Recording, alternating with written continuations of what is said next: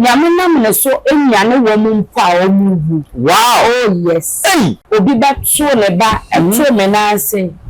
Ose ma akone me hwe wo nyankopon a wo som no. Obi a wabodam no mfefo maduane niye. Me oba me na ase amede ahaban ni nsemfuo. Mema 3 days ahye nyame die ndo nyam. Ebeti wo Yesu din mu. Oye konfo na ye sofo a. Ni nyina mu yusu ahaban no. Esusu ebe na me nse we de akom Yesu de nyame. It is spiritual marriage. Spiritual marriage. Enu na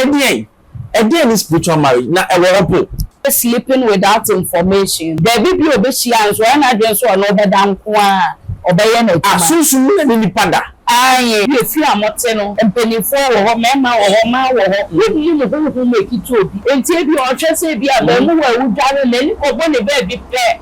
O se akola yi die. Oh, so when you born ya waware na. Ate bi na me say send ya mabra be kwe dey say obi ware me na say ya me ma de ye ndese ye sa ante e de na be ma so timi nya spiritual marriage ye nim say aware de sabe ye tua dawry na pa to sunsu mu de nso mu tua bibi ma na say no ye de ye wo sunsu ma ware e ware wa ma wudi yi so ma no say ye me say ye wo sunsu ma ware e ware ma wudi yi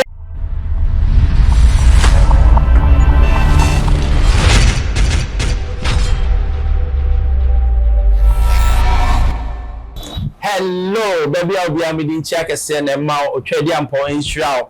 And then the my Anya markets. Anya market as so Philipasa, I wish you would know Anya markets. Now, me be a meaning one grow, meaning nature, papa, a back spiritual near mama, mammy we. Upon a one, now I era. And then my banner office, my baby or tone near ma, or sawa sorry. Na baby otonia man ye friend Key of Grace Herbal and Spiritual Center. Say diabetes, say pressure, say kidney, say diabetes oba so me wona mu nyotimi hwe. Ansa no sawo asoye kese wo awoshi hon man no say Key of Grace Ministry International so kese a oyam paibo kese. Na me pese me ne mami atwetwe nkomo bebre nim no bebre ate ne din be na omu nim no. Ba me de mindim no ntimi ne be komo ye bonwe so a obekire oniema bi ene topic e be kana very interesting wonni na wanti asambato me pacho kamero na me ma ye ma me comfort Sarfo a Reverend Comfort Sarfo Akwaba meda sidabi ma na oye nyame adom pacho wane Reverend Comfort so mu e TikTok na say ni say e bi kwa say oye wanya. Ye can say Reverend Prophetess, Dr. Comfort Sarfo. Okay. Eye nyame afuna nyame adomo. Okay. Nyame shira no sunsum ene honam fom. Okay. Enti Reverend Prophetess Comfort Sarfo eye obi oye sunsum ne honam adwuma. Say ye yare, say ya kwantuo. Say nyame nam ne so enyane wo mu mpa o mu. Wow, oh yes. Besada dance na me kai say ye ya sori sa. Ena obi beto ne ba eto me na ase. O se ma akone me hwe wo nyankopon a wo som no. E wa na me ti ni se kone ye ni sei. Enti eni amete e me de adekode ye kire ye ni bu manu. Ipudu akwala ne hunim. E wa na akwala ne ba life. Enti nyame ena me so eye niema bebree ewiye mre makoni yesu nansi ese nyame wasesa wo first no na asofo no ye hu se me kai yesu ano ukuhu obi no yesu kendela na usuro so wo yiwe abosom ana se oyusu me fa ne sa haban a eye nimde na menye ni ana se se no nyame no wasesa nyame nsesaye nyame asem se ye ni aduaba ne emfa ne hahansa yare minimum asofo bebre mpo omo nchire nti omo members ba won chen na ama ne oil a o se media oil a wo de ama media ya sori yusu but se o kai nyame asem e was Psalm 10 verse number 20 Isaiah 10 verse number 27 sorry Isaiah 10 verse number 27 e kasafa oil ho Ose na dano eni so be free mutiri so na ngosra nti enkonie nyina abebubu engosra ye oil ɛna sɛ wo kasa fa ahaban ho a ya na meka sɛ obi a wɔse ahaban ya abosomsɛm no mu ni kontomire ma wo ni carrot oh yes ma wo ni your friend is saying agushi na free haban even cabbage kra ya ahaban na ya na ye nimudia obi a ho na field no only herbal side on many or sa side na nye no more kassetia ye wo sum bebre mo kassentu o beta sofofo ene kassetia nyamedwuma no enti obeti aban onye komfo even kwa last 3 days na me wo live na me ka say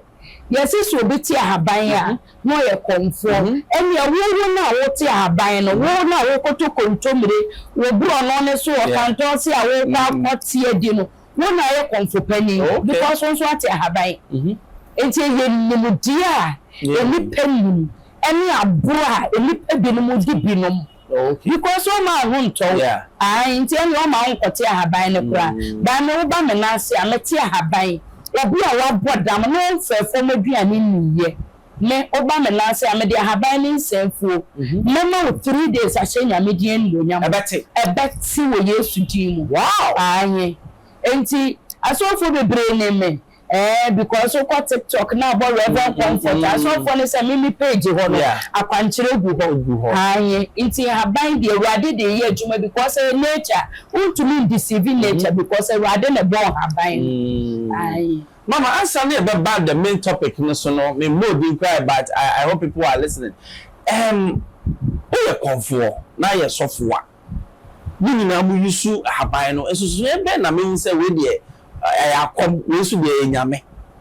se me da se no question na we bisa so be ye comfort no oti haban a ono wo kom ena ne honhom no akere na haban a wonte obi nso ye sofo no oti haban a obom paye fre nyankopon na nyame nkonkon na kasa se yawe we de ne tebia no eye mu abedie ene mpaibo na mu ese wo de haban ka no efi se haban ni nyame bo maye se ni nyina na ye adwuma ma nipa da sani ba wo ni se ye yusu haban a ene be mu aka se bia we ye konfo we se ena so bi ye konfo a baby ahaban ni free no free fana say akom side eneba but obi oni mawurade no obekọ sofo a oten haban ho the difference we mo wow what church mu ye na me person bi bisa asem na say metiti spiritual marriage eno na ede ni spiritual marriage na e wo po sunsuma ware spiritual marriage e wo ho nebia mechete mu amenya emu bese ahoro nan I the spiritual marriage ba na se sunsuma ware omo no omo ye sleeping without information no sleeping without information I bet you baby bi obeshi anso na adwen so no obeda nko a obeye na tuma asunsum na ni pada aye when we say sunsuma ware no say ye ka se bibi ye sunsuma ware a obi wo ho a when na ware no wa bra no dressing mu be be try ne ma for di sunsuma ware ba na se sunsuma ware se ne wa boaboa ne ho na wa package ne ho ye wo bi ho wo to me dress me fa mare yi ye mama yi bi na example last time na me nam na me hu abayo me fa say na me drive here me fifie na me do school junction na me hu abayo no o ya abayo a wasi so me ma ne be 18 years na wa dressing na mpoko esisi so 18 years edi na tade e hye no chese wonam ni na wotunu so attracting ko enti mani bo na won so na mse ba yi ado ofifie na wo fo won na we dey spiritual marriage na o cho di ama ne hu yi na da sunsum no omani jisanye ma no me na me ka cho on se sunsum ye nam a ye nam ye wa hai tumi bi twam eya de bia me kasa ya ma nipa en kasa bebre wa bonten obu o kasa na nsem o ka woni mutumi ye twam me sha ba yo le di na msi we tumi aware no because me yo ba but me woni mpokwa ni ade asema me kasa ba yo we de sunsuma aware no wa to de aman sunsuma aware wa fadie te se ne me ka ba yo di obetumi nya spiritual man okay e betete wo sa ena ye wo ba konso a ti say bia akola ni ma mi dware no so yo oba so ye be ma ni bia compound house okay ana se kwa hu be akola no age ben because be hu be say dware akola bia 52 years e ko enyi so dware abonten when we say obi won fu so we o ya akola ni dware abonten good o ya akola no uni mo obi ani ebi efi amote no empenifo wo ho mema wo ho ma wo ho uni mo hu mekiti obi enti ebi o twese bi a ba mu wa wudare na ni obo ne ba bi pe o say akola yi die oh sa wani boni awaware no sunsun ma ware no enye sa honhom nko na ware nipa emeye sunsun ma ware obi owo kita honhom boni na wo kasa nipa to make it honhom boni na wo pi na ni abo be na attract no aye na kono na waware o wow mechanical na mami bisa asemo yesusu ano obetini o papa bi oso we de me yere eno so etimi mas eba eye no kre sa ni amani nyina me hu so obi ka kire me ba se we de eye me yere ana ma ka kire se mi twam wo yesu dum ontumi nya wo yere na onya wo yere nso da nitumi bie wa no kasa se nipa ni kitatumi bone na ode ya me yere a entumi nya adwuma because waka na no atu omo ye me yere obi tumi ya sa wanyi na esa wo ware no na ko obi hu se wo ye be ma oba na be ba won chen ya na ni o ye me yere no na o fight o obi tumi ye me yere na wawu na so na no ni tumi no ni operate wa ye me yere bi papa pelu o wo ni na no ni chi e wo pa e no ma mi fu bi no mo nya smart because obi ye me yere ananse mi kunu ni bi enipa no wo wa no abecha na de pe o free ni time no obe so mami ye ntiase yi ti se me yere na o ana nipa na twade abecha bola na te se ai se o tua ka no sunsun mo no nim ni tiri musa ne o ye no enti se wo ye maame ana papa na woni anna kwa woni musa ne o ye no wo tua na wo kata ma wo sha enti woni na ese ko bi ba ware no ebe tua ni ti ade no no na no ene ono ne pa wa bo na ye adwuma wo ne ho oh really le ka me kire wo be ba na ho sa dien sa no ne akon mo obo ye ne ye wa ye no ntumi ware ne da na ode na ho sa oba na na mo ho enti ye waware fo bebre ya enkomo ni ni kudi no ono ntumi wo se na me wa se ma me kan ye dia se nye ntwa na de na afa dia we akui na ntokwa ba na be ma na sori de na ja ho Jesus spiritual marriage ni fight wo ba no I say why jealous sa okay but you mama say asemi say what church emu ni o ma kwa de spiritual marriage ba na obi na ma be de ma hu say me obi na mo eye sunsun ade ye say yes spiritual marriage eye sunsun ade ade obi owo sunsun ani o se bi wo ha obi wo ho de adwuma ebrewa ebi owo ba bi o tumi ma ba bi awo no se bi se me nsanya ka o picture ete se ne wote mani okay enti obi owo sunsun ani no onu ne hu sunsun ne na koso ebi a we be mo wetimi identify say we spiritual marriage na equity anipan na ebi a wate ho mpanin samoda ebi a wate ho nkyerɛkyerɛ da eno ni tumi ma wo say ade yi ekoso die me hwɛ na de ban ne ekɔ na to hu na mo na be sunsun ma ware okay enti na eno no apart from eno no ede be bim na me say me ka oba na be ma because one aspect one ka but ede be bim na me say send ya mabra be ku dey so bi ware me se ebe mu ehunu bi emu a se ahunhun ni bebre esiesu o mo to extend se ware o kwa hu oh sa na me ka cho nka kane no wo be hu so bi wo sunsun ma ware a wo da dodo na le mu ni se wo be da won sore no ebi a wo na no bete sanse obi de ne onsa na mo na ya wo de entu ya be ma won sore na ho asai wo yo ba nso a won sore na wo hu se Diana also ye no won so aso bi no wada enu ne ma dodo na ehu but enye ni nyina na tisa to say so marry for me sa enye ni nyina na tisa enu sunsun ma ware ni ye wo mu akwo bebre but church different types but so ma ware ye wo bi wo ha ye dware no no obi ehunu ne ho so ni mu na waware no enti no ono no obi anani da wo sunsun aware o meka me yere anani kunu ba nsa wo ha wosiesie ba wo okosku ana okobadu o se yeje ene de onwa hefo onimini ewo ni timu nti oba kwala na konhoma enti we yade esa wo form o mani da ho because ni ode bere wo ba no entumi hwe no but ebedu badu no no ase wo ba na bere ho e di amount ye wo sunsun aware me makwan ya meche be se 3 ana se 4 ye wo sunsun aware e ware wa ma wudi yi so ma no say me see ye wo sunsun aware e ware ma wudi yi obi a obepie video yi so na woni deep spiritual obi hu say na make ye no kore na ma wudi yi no etimi ye fie nkonya okay na ware wo aware pe fence aware de wu nya bidja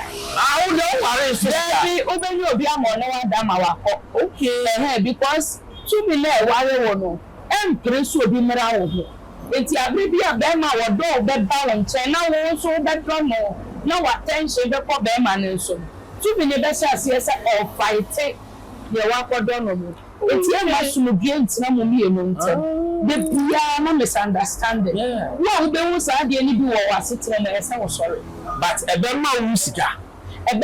sika enso betumi aware wo wow enso ware wa ekuretumi ye kase nsu ohunhuma enso ekuretumi e ware wa obetumi abora ma no wo pia yoyie nanso sa wa ware pa de ensi o ware na mo obetumi awo ye wo ho ade nanso no wutumi wo sa be ma ni wo ho a ubi bia akɔyie but be ma ba wo ho a na ye ntofa ayatete nkuto etimi wo be ye bia ano ubi ni sika wo mu nanso sa be ma be ba betera wo na ase ana wo be makro oba be ba betera wo na ase ye ensi da because wo show oba wa pɔnma o ma le wo ye bia ye enti wo mpene second person ebeba ntem na mate assembly ba ko no yanko o de cheche ni aka ni wi maybe so asem ena le etosu mienu eye mo ha block awo mo obi wo ha sunsuma ware na e ware no ni se bia e mo ko interview ono de na e hard lock na spiritual marriage e wo hard lock one wo and now be soon da ye no no 2 million wa beda wo so aye wo de wa ye okay by abiache ye no waka say wakai say in your interview wo be free nipa na say me ba o say me na frau say me no wo interview we sure show phone le so o say me go din ya me eye wo aka wo aboni din eye me asumasi wo say there bi ene enye me a no promise and feel and just say and no says spiritual marriage in it na wo so che na edu bedi na osesa ne ho anu abeja promise and feel nti de bia meka say omo aye omo ho sa ade no wo be check wo sofo na wo yesunsun adwuma abeda asuko no na sunsun ma ware e na de sa promise wow okay na sisi ano wo ka sembi wo se ebi o ha e ma ware na ebi so e ma wo ba etime yesa aha na no na ono da no se mo wo sunsun na wo na wo sunsun ya wo obi wo ha da yeso na emielu obi wo ha na opeba na ebi awaso da yese wa wo ba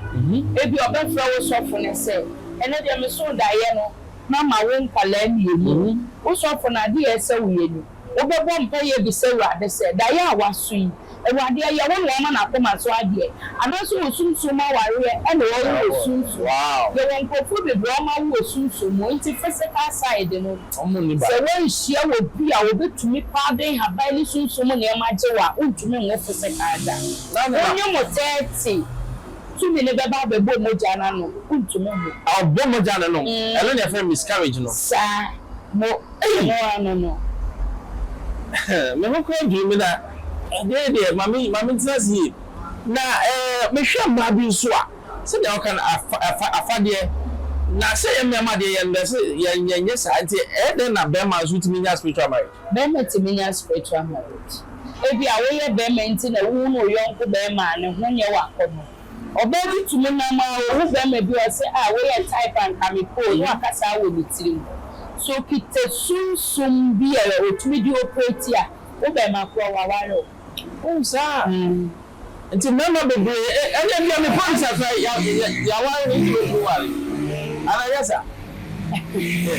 Ala on the sebelo. Ọbẹ di ẹni di adi mi yẹ wọn ẹdunmọ mi yẹ hẹ. Ọ ti mi ṣia ọbẹ bi mo ọka wo safa. Sẹ́ni ẹ̀wọ́ bẹ́ẹ̀ ma wọ́n tún mi wú ọba àwòkọ́ ọgbọ́n nù. Sáà na ọba nso tún mi wú bẹ́ẹ̀ ma òtún mi wú sẹ́ wọ́n yẹ bẹ́ẹ̀ ma táìpà ọ̀pẹ. Wow na wáyé sọfúnni yẹn fọ́ ni sẹ́ ó tẹ́ ṣe ṣe àṣà nsẹ́m níbi. Bebree. Sunsun mu àwọn ayẹ. Bebree. Ntu ṣia ẹ̀dẹ́ na first ní wọ́n hwẹ́. Ti sẹ́ mi mu sèé no. Obi wo sunsun ma ware na me ne kasa kra me ne tumi kire me nipa e yo ono kasa ofo den na hu so mama me da se wo bisa wo hu se me kasa me ma chede enyame de ma me no ehu wale o kasa no na so obi wo sunsun ma ware na wo difo wo ne kasa na wo ye obi a wo de no kita sa adoma chede na nipa ne tete metumi dane e ma wo hu mu kire wo se e nipa wo etumi ni yi le hu adifa ne kasa mu e ma wo oh yes se e bia bo se kasa na me kasa no we bi enfi me na enfi bibi e bi akire onu enhu ba wo be ni yes se utumi hu se tumi na dan ne hu adi and spiritual marriage ha obi a wo wani a wo na wo nso hu no etu oda ne ho adi ekira wo e ma wo tumi hu ma wo da ni ma bi adi kire nipa ne me nipa ne confirm say ne wo kan ye yampa okay now ye nim say aware de sabi etua dowry na pacho sunsun mu de nso mu tua bibi ma na say no ye de say yes say me ka say sunsun ma ware ye sleeping without information so your father kwa ono fa bibi apa o fa ne kwa bibi a ono de da rough na de so oba wo ho no wo ni say wow yeah ready na dem ma down check kwa baba oda mo ntem de bia wo no yire da oda check tumi kura wo yire ne so ana wo tumi wo kun ne so e che wo a wo tua ne tinsa anya ni na so mama nti obi ba emwa be na betin dia boat sunsun ma ware nyama na meso aboa nkofo bebre if you main po nyama na meso ahwe nkofo ansa na onsa o USA ye be esa me hwe nkofo ansa enti nyama na meso aboa nkofo bebre me de ne se wo ba sunsun ma ware no mehia wo de ne se ne sitie me de lechi wa bi eyen haban ni sunsun mu ne ma fra semena na me de ama na de so man say we break and lose no breaking no lose e ma nya sa obi bi obehwe video yi no oni mode no ti sunsun mu nsam asene obeka kire me no mienu say spiritual marriage be deliver no wa ha so we so for no deliver na so dem ho okay o ko no so for no di wachi there be esi so for no deliver wo no ni tumi a se wo ko no oye no di deliver wo le wo ho na se wo ko dware na wo fa kwan fofo so no se nhia wo nso enti meka chi obi bi wo sunsun ma ware se sunsun ma ware ewi break loose nko a wo deliver ni pa na ye good no mo se wo di echi wa bi aka no enti sa wo ko obeba otimi kwa no akonante ate ne Bible ne ka no nantia no asamba abra Yesu ni lesuafo abo mpaye na owo ye na bonsam oba ho eno se na ko ne hae o se me na mo anante mu a me be hwe dan na mi tesi won se emu ye empty a emu dam pan a masa betinem enti e deliver wo na wo wan hwe so alfa panchire bi anka wo ho no ọ̀pá no ọba eja na epamo owu free ne ho no e ma tunsun ma ware ne ko ye no osan be bi me se eja ni ni wo a wa betene wo mu bi na no ọba kura chen kanen no ene ewu enti a Christopher as say ye kwa asori a ye ka se wo amware no mu ọba be gina ho na ya pompa ya mo obi a wa ya de we sa 20 years so ware o susu se bebre susu ma ware ho to na da so fo no mu obu oha obehu na enukura ewo mu ne se obu okura wo hu e de achi wade ne ka Ba me ka we ya chi obi bi obi pie video mu ne say spiritual marriage ya de a eye tumi li kuro tumi che bayi. Oh sir. Enti obi bi a wo ye spiritual marriage ho akwankyere no. Achia eye 4 months e say we repeat. Wo ya by 1 year e say we ye direction for 3 times. We break it. 1 month direction am I no. E ma san ye biem. Obi bia woni me prophetess comfort. Eba me na ase ana maka kire wo se. Sunsuma ware ne ma me bia ma wu. Acha ye 1 week. Ana 3 days. Obe su da ye say. Obi ni wo kome patu enya me me de me ntumi nya wo no ne wo ko awo chewo. Ne bia wo be wa se me ntumi ne wo ntena bia ma jawo. Ne ye nema na wo de aka wo na tutu me na fredan ye otimu. Okay. Until you swan up to 4 months, as I was I couldn't pack on ho. No repeat, what we need that honor. Now you are doing so, share your 3 months. Oh, you're okay, where you may also, no point me the relationship will be for ye good. A general will use you, and they do no one sound to hope you, and to us. That's baby. It is so repeating it 3 times. I say, what the cry. Hey, some very interesting topic now. Pacho, Key of Grace Spiritual Center. A day yare na osa. And that's so the Sarfo. Key of Grace Spiritual Center. Me say what the problem never mean to me. Me catch you say wait dear mean to me. Na do na so mo me catch you me say mean to me na here. Omo be so me ahwe. Obi o best. Oh, obi to me ba. Ebi a me be yare a che. Ana mi me yare a che. Mi ku yare a che. Me catch you to me mo ane ana. Obi bi oba me na ase. Ye wadwuma ni bi wo ha wo de ba me se mebo awura mu ashansa because ya na me pasa me ye adwuma be wie na ma mistake yeah etu so ma adwuma ne ye nhwehwe mu ebi wo ho ebi sa wo hwe o sa na be so wa hwe wow it is one more when ya na wona ne ni sa wo hwe o ko hwe a problem ma wo oh really ai enti ebi no mo sa ene bia we push out the some ahwe Debbie ma catch us so wait here into me hwe nenti sadia me se obi a wabodama fa apart from say unfair for me bia ni here no we de ne ba actually 3 days up to 1 week e wade be na me so na pa ya be biem oh say ya wo stroke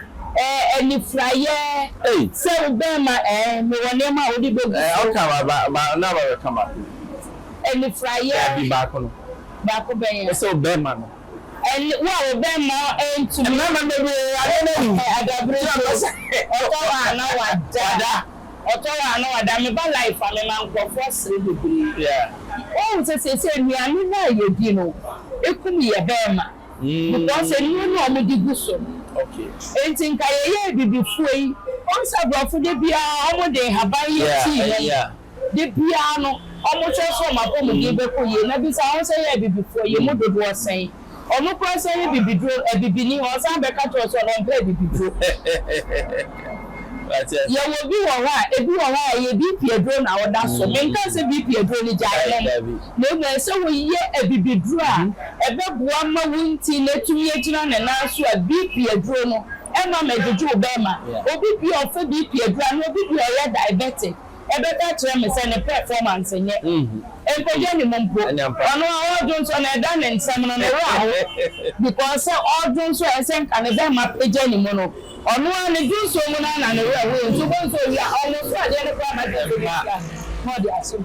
a ko so mo so an ka me ma mo enti say ye me drum kwa dia o we ni pa ko wu ni problem we cry to me so oh me tu challenge mo bi o hwe video say wo de ewu kura ni masa metro se ne wo besa na mama oni ewo be no ebi tsira na na so aye ya se ne ewu kura akodoto ya se bi musu de susu awo eno so e wo adu ne ni di esu obi wo ha na esu abra wo su osu no okay but obi owo di esu me wo nko a wo de be sra ho wo de ntwetwe fafa wo keke eno dey kese e stage a wo pa na wo jai ene me bro ne nso no wonum mo na wanom na otimu se we die jabbo mu no wo yiro honom nso e me no aye kese aha so mami etiefo me am ho adwo sem no so mami ka na no de we dey fire pa na a series of programs are ne Reverend Prophetess Dr. Comfort Sarfo Ebabeye na pacho bi show nsem na wo boss no ya de ha no me pese me direction mami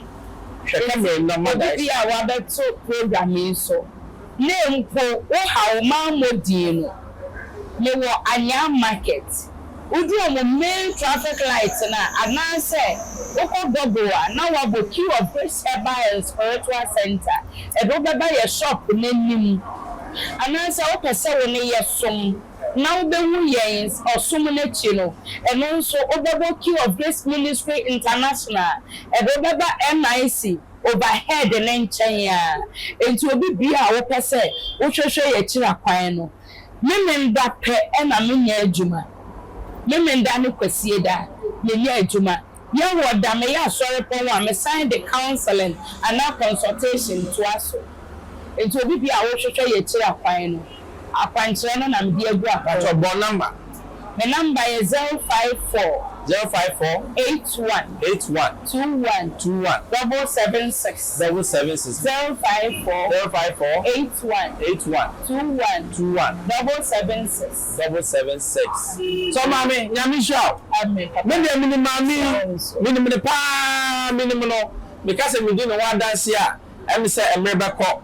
mami wa boa nipa bebre me kasa me kan ye yem kura be hye na ba bi a minim no me fa wo ma ho me de me pa de a chiro back friend Ben Bruce baby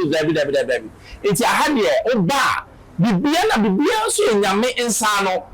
se sei wo obinsam egusu nyama bi abiye nyama bi ase me kan se mu anunti obo mo ni nam TikTok ni nyama enyo bia na obehu na sabe ofi nyame bon hwe no ko fa bibia yemfa ade abeto so ba mami de metimi agina ha ka se enyame tumi no yusu enye sabe bibi no apa because minimiti amekasa na wo ba ha wo ha bia sabe da so no minim se nyame ebeye aha ye Xposed GH from the Bruce keep watching na nyama e wo de bramo de you have no idea I'm out.